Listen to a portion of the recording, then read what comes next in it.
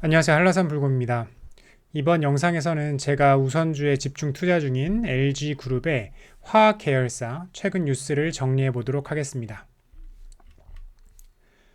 먼저 LG의 화학 계열사를 보면은 LG화학 그리고 LG화학 아래 LG에너지솔루션과 팜한농이 자회사로 있고요.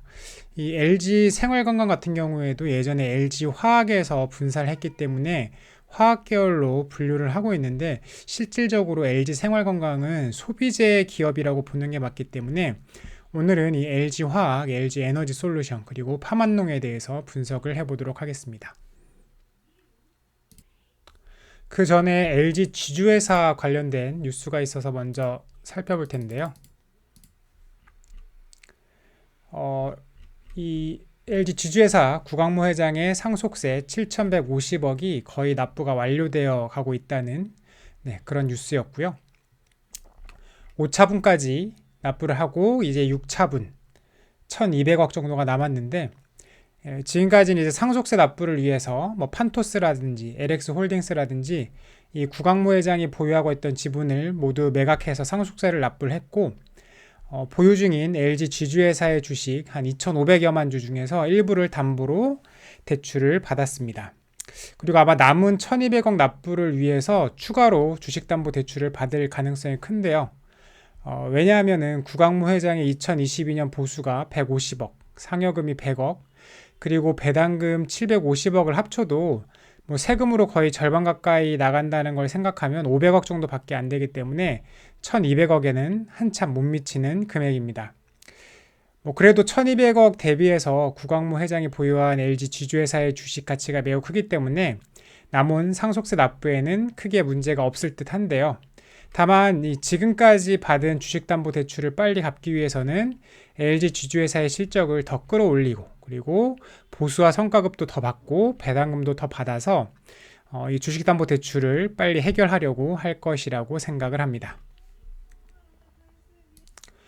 LG화학의 뉴스를 살펴보면요. 일단 메인이던 석유화학은 이 고유가 그리고 글로벌 경기 침체로 인해서 상황이 매우 좋지 않습니다.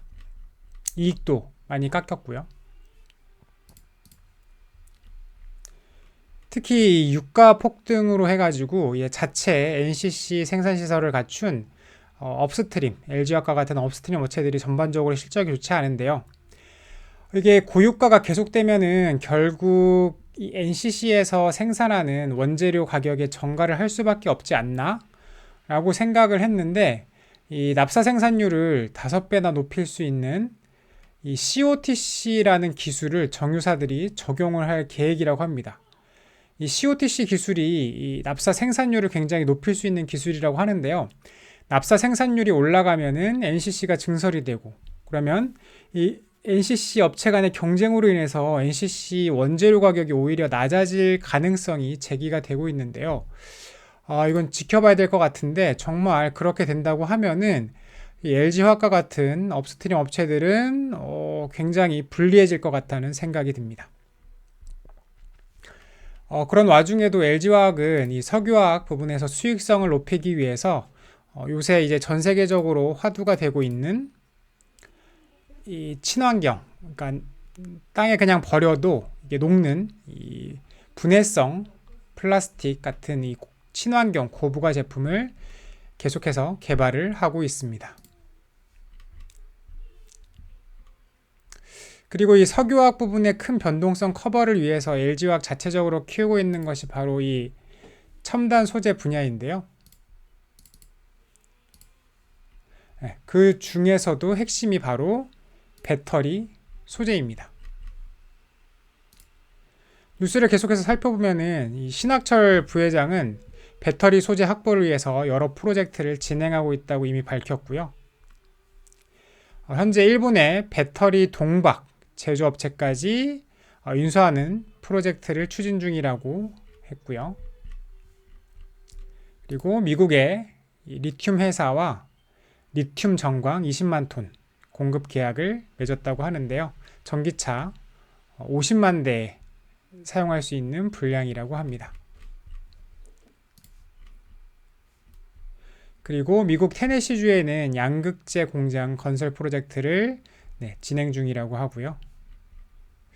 그리고 이 LG화학이 배터리 소재 이후로 보고 있는 것이 바로 이 바이오 생명과학 분야인데요. 사실 LG는 바이오 분야 사업도 일찍 시작했고 꽤 잘했습니다. 그런데 너무 오랫동안 네, 손을 놓고 있었어요. 근데 이제 최근에는 다시 바이오 사업을 집중적으로 키우겠다고 발표하면서 수조 원을 투자를 하고 있습니다. 최근에 이 7천억 가까이 들여가지고 미국 항암제 회사인 아베오도 인수를 완료했는데요. 뭐 앞으로 한 10년 동안 가시적인 성과 나오진 않겠지만 이 10년 후에 LG화학의 바이오 산업에서 과연 어떠한 결과가 나오게 될지 굉장히 흥미롭습니다. 그 다음은 LG 에너지 솔루션인데요. LG 에너지 솔루션은 미국의 포드 자동차 그리고 터키의 코치 그룹과 함께 이 터키의 4조 원 규모의 배터리 공장, 배터리 합작 공장을 건설하기로 했는데요. 참고로 이거는 원래 이 포드랑 코치 그룹이 SK온과 추진하던 것인데 LG 에너지 솔루션과 진행하는 것으로 바뀌었습니다. 2026년 생산 예정이고 생산 능력을 초기 25기가와트 정도로 시작해서 45기가와트까지 끌어올려 가지고 유럽에서는 이 최대 규모의 전기 자동차 배터리 생산 공장이 될 것이라고 설명을 했습니다. 그리고 중국 난징 공장에서 이 소형, 중대형 ESS 배터리 모두 생산 중인데 소형 배터리 생산 시설을 증설 중이라고 합니다. 그리고 이 테슬라의 저가형 전기차에 이 LG 에너지 솔루션의 파우치형 LFP 배터리 도입 가능성도 제기가 되고 있습니다. 올해 이 매출을 25에서 30% 정도 확대하는 게 이 목표인데요. 와, 매년 매출이 25에서 30%가 증가한다? 정말 엄청난 수치인데, 배터리 산업, 그리고 이 LG 에너지 솔루션의 배터리 사업이 얼마나 성장을 할지 굉장히 기대가 됩니다. 파만농은 국내 최초로 광분해 완효성 비료 기술을 개발했는데요. 이를 접목한 브랜드 에코뮬라를 런칭했다고 합니다. 이 완효성 비료라는 것은 이 작물의 생육에 맞춰서 비료에서 영양분이 천천히 녹아나오는 비료를 뜻합니다. 즉 이게 천천히 녹으면서 성분이 발휘가 되게 되면은 비료를 여러 번 뿌릴 필요 없이 한 번만 뿌려두면 되기에 농사짓기에 훨씬 편하고요. 근데 이게 문제가 원래 뭐였냐면은 이 코팅 재료로 사용된 합성수지는 분해가 되지 않아서 이 토양 오염을 시킨다는 것이었는데 여기에 광분해 기술까지 적용해서 이 코팅 재료가 햇빛에 자연스럽게 녹게 만들었습니다. 그러니까 토양 오염도 덜 시키게 되는 거죠. 그래서 해외 수출을 위해서 미국, 호주, 중국, 일본 등에서 특허 등록을 추진 중이라고 하고요. 그리고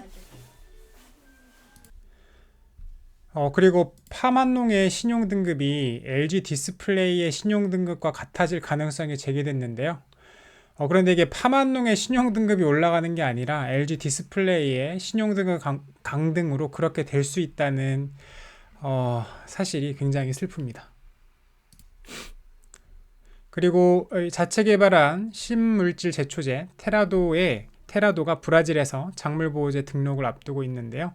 또 브라질은 세계 최대 작물보호제 시장으로 연간 110억 달러 규모의 시장이기 때문에 또 여기서도 얼마나 많은 수익을 낼 수 있을지도 기대가 됩니다.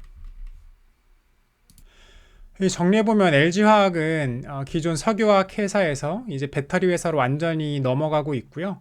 아마 이제 이 배터리 회사에서 다음에는 또 배터리 이 산업이 성장성이 안정화되면은 그 이후에는 또 이 바이오 생명과학 분야를 굉장히 키워서 계속해서 성장을 해나가지 않을까 싶은데요. 이미 지난해 LG 에너지 솔루션의 매출이 석유화학을 넘어섰고 앞으로도 매년 30%씩 매출이 늘어날 가능성이 있습니다.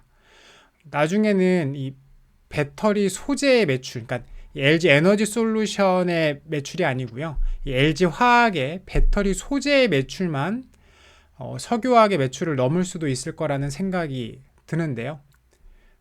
이렇게 그저 그런 석유 회사로 남을 뻔한 뭐 그게 아니죠. 어쨌든 LG 화학도 이 석유화학 부문 자체로도 뭐 글로벌 10위권에 들어가기 때문에 뭐 그저 그런 석유 회사는 아니고 굉장히 좋은 석유 회사인데 그냥 단순히 석유 회사로 남을 뻔한 LG 화학을 바꾸어 놓은 것이 이 30년 전인 무려 1992년에 이 2차 전지 개발 투자를 결정한 구본무 회장입니다.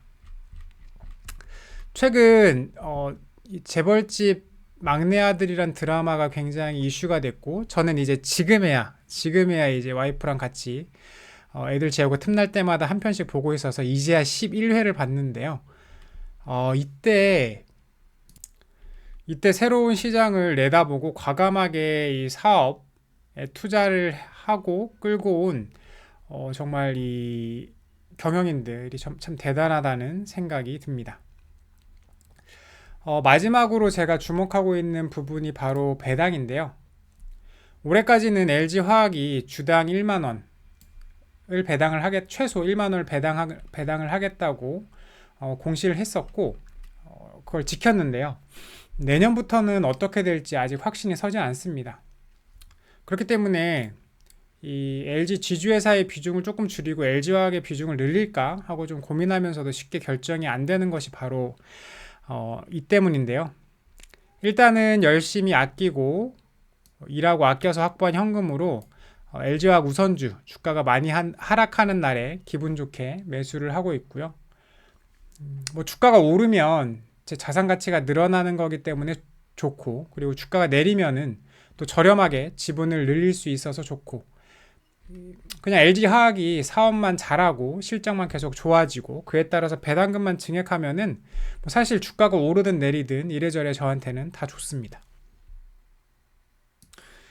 이번 영상이 도움이 됐다면 영상 하단에 좋아요 버튼을 클릭, 새로운 영상이 계속 보고 싶으시다면 구독 버튼을 클릭, 블로그 포스팅도 같이 업데이트 받아보고 싶으시다면 영상 하단 네이버 인플루언서 링크로 들어가 펜하기를 클릭해주세요. 오늘은 여기까지입니다. 봐주셔서 감사합니다.